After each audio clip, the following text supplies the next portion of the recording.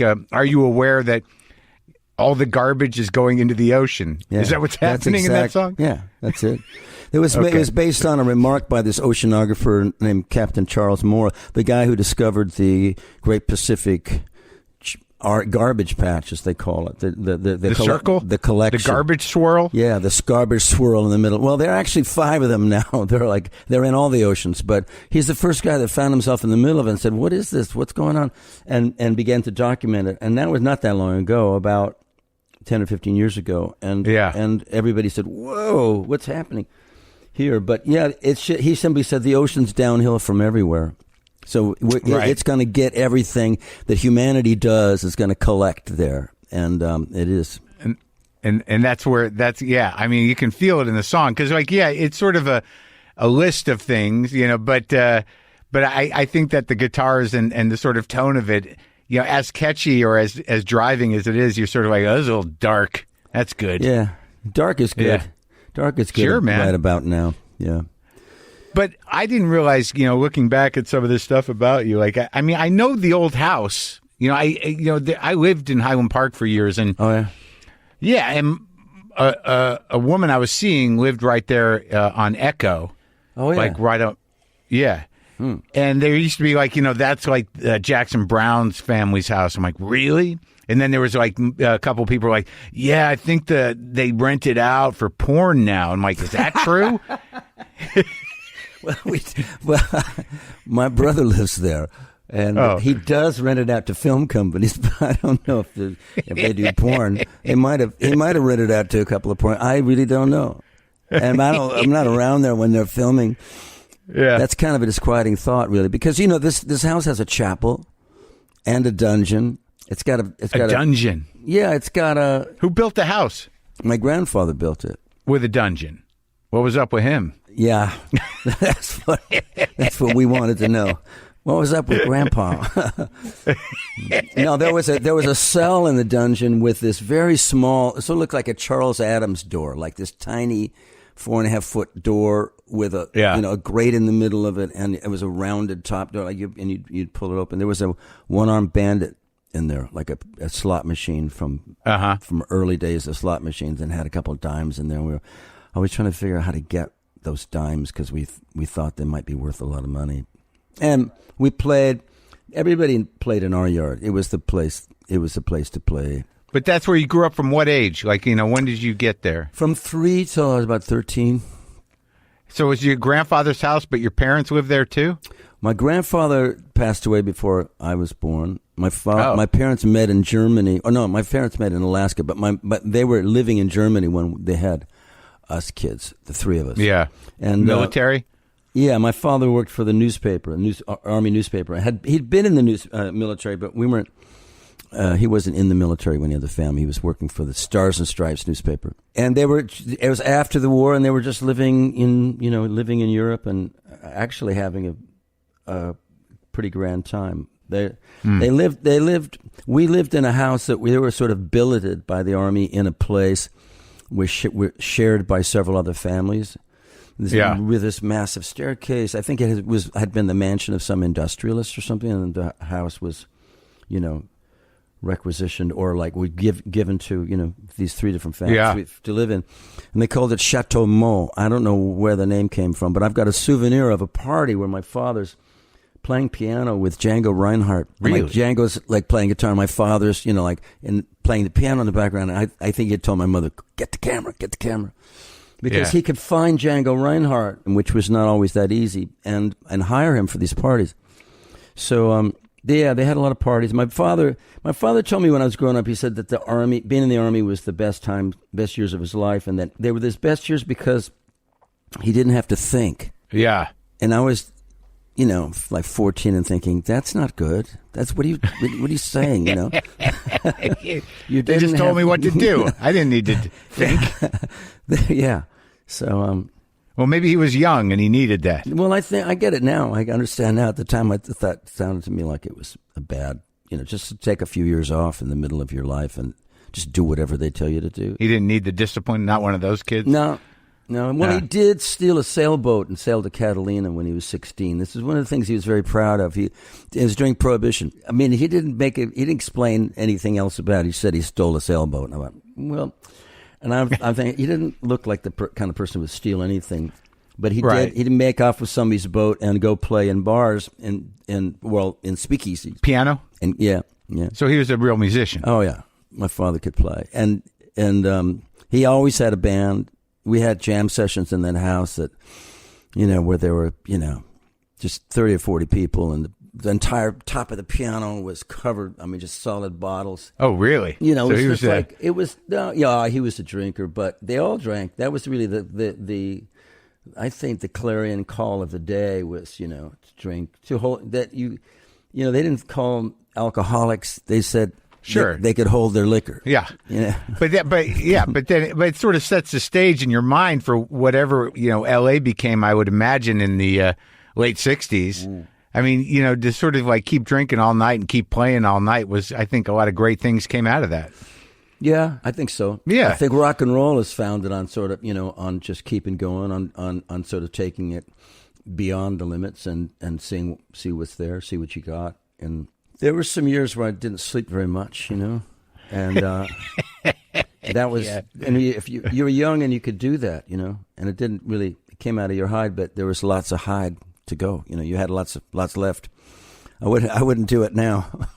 No, I don't know how the hell there's. I mean, I'm 57. I don't know how old you are, but there's a few guys that I think are still at it occasionally, but not the way they used to. I think there's a few guys around that'll do a bump here and there just to kind of get ready to do the thing, Well, the last time I was offering you Coke, I was like, "Ugh, no, we don't want to open that door." It's like, I can't even imagine it. I can't. I don't want to let myself imagine it too much. No. Yeah, it was a lot of time wasted in a way, but there were some good times. Well, like everything that you really do in excess, I mean, the initial, excitement and exhilaration goes, and then you're just doing it to, it's not, it doesn't have the same effect. Well, it's just interesting to me, like, you're going to tour with James Taylor, right? Right. I mean, I talked to that guy. I mean, out of all the guys in the world that you would, you wouldn't think would, be driven by being strung out or jacked on blow, it's you two. And it turns out, like, you guys did your time, that's for sure. Everybody did, yeah. Well, James is, yeah. Well, yeah. I can't really say that I spent time getting high with James. James. No, I just mean that he was. But he's rehabilitated, kind of before. Sure. He kind of went through all that before everybody. I know. I mean. Oh yeah. Well, he was strung out with the first generation of dope guys. Right. Right. Yeah. Bad too. Bad. Like he was hardcore, man. Yeah. Well, I could see his music is a little more like I could see where that comes from, the darkness. But yours is like, some of your stuff's pretty kind of fun, and I guess there's that first bump is pretty fun. Well, actually, I always thought that music should be it should be fun to listen to. Without even listening to the lyrics, you should be able. It should, the music should be fun to listen to. No, I think like I was surprised though. Like, so you grew up in Highland Park for till you're a teenager, and then what'd you do, man? You split. My father realized that I was carrying weapons. You were carrying weapons? Weapons. What do you mean? I mean, like his straight edge razor. I don't know what I was doing with these weapons, except that it was tough. Highland Park was tough.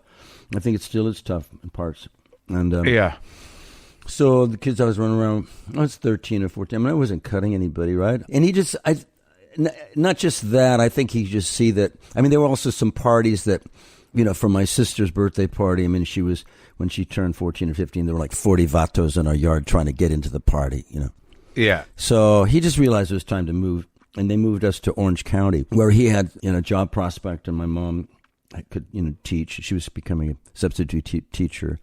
So they just moved us to a sort of, supposedly wholesome suburban environment. And we kept the house, of course, and rented out to people. And later I moved back there around the time I had my first child. Right at that time. Yeah, I went and lived there, and I was a father in that house where I was a child. And what year? Let's see, 73 maybe. Oh, so later. But like, what is this like? How?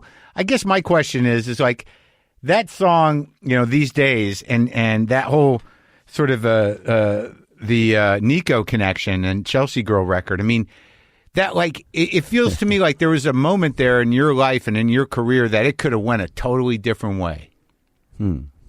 I mean, like, how did you hook up with those? Because you're right in it in like when she's just getting done with the Velvet Underground. I mean, like those two paths. Yeah. I mean, and you definitely crossed them. I mean, what was the story behind that song and being on that record? Well, that was one of my songs, and I sang. I was a songwriter, and I'd gone to New York with friends who were on their way to Europe. They were on their way to find a cheap tramp steamer, the legendary sort of, tramp steamer to Europe, and they had already tried finding one in Veracruz and didn't work out. So they invited me to go with them to have a third person to pay for gas, and we drove across the country. And then I was there, and I was staying on the floor of the apartment of this friend of mine who was had also gone to the same high school as me, and so there was a gig where Tim Buckley was playing with Nico, and we knew Tim Buckley because we'd played in these clubs together in San. And when I say played together, I mean he played the club. He had the paying gigs at these clubs. Right. We were just hung around. We were like part of this folky crowd in Orange County. But he played all over the place. So anyway, after that gig, and he opened for Nico, or she opened for him. I'm not sure how it went exactly. Yeah. But she was playing. And you get a picture of her sitting behind a bar with Sterling Morrison accompanying her. Sterling Morrison was one of the guys in the Velvet Underground. Yeah. And what I was told was that they were taking turns accompanying her while she got, and so that sometimes Lou would do it, and sometimes John Cale would do it. And but she needed an accompanist, and Tim Buckley called me like a couple of days after we saw him play with her and said that she had asked him to accompany her. And he kind of cracked up. He said, "I don't think she realizes that I have gigs, that there's like, that I have, And so... He's a working guy. Yeah, so do you want to do this? And I went and played for her, and it worked out great. So she hired me. She hired you for that record? Or to tour with her? As an accompanist. And how old are you, like 18? Yeah, 18. So, yeah, and so, I'd play it for her at the Dom. And then they said, okay, we're going to have some recording sessions, and you'll play on the songs of hers and then she started doing some of my songs. She started doing These Days, and she started doing The Fairest of the Seasons, which I had written with Greg Copeland, who was one of those guys that was on his way to Europe and passing through. And by this time, they had split, I think. They had already gone. So you had how many songs did you have at 18? I mean, had you landed, like you'd written songs for other people at that point already? Did you have a hit? No, actually, but my friend Greg, the guy I just mentioned, had we had been assigned by Elektra's publishing company. So we literally had a publisher, and I was making demos for those songs with one of their producers on a Nagra in his apartment, and then on another occasion in the studio. But they were sort of, and I had about 30 songs, so, and they decided to make this into a publishing demo. But normally they would just put whatever song they wanted to get to the artist on an acetate, which is a kind of it's just temporary. It's like a recording that's cut on a lathe. It's not pressed, so eventually it wears out. You got maybe couple dozen playings, and it gets scratchier and scratchier, and then, but it's how they got songs to artists, and then they decided, well, you got so many, and we want to get them to a lot of people, so they just press this thing up. So there are still some copies of this thing floating around. I've personally defaced quite a few of them because and I didn't sing well, and for a long time I thought, no, I don't really want these to fall into the wrong hands. Of course, they are. You can. They're out there. They're out there. But thing is, that song, like These Days, like that's such a beautiful song, and it's like, and it was on that record. It just, and I guess this is a known thing, but it just seems almost that world of the Velvet Underground, of Warhol, and of Nico and her sort of mysterious kind of life. Did you guys dated briefly, or? Well, I wouldn't call it dating. All right. Yeah. but there's this. It was everybody. As far as I know, everybody slept with everybody. But it was just briefly, very briefly. She had, she was amazing.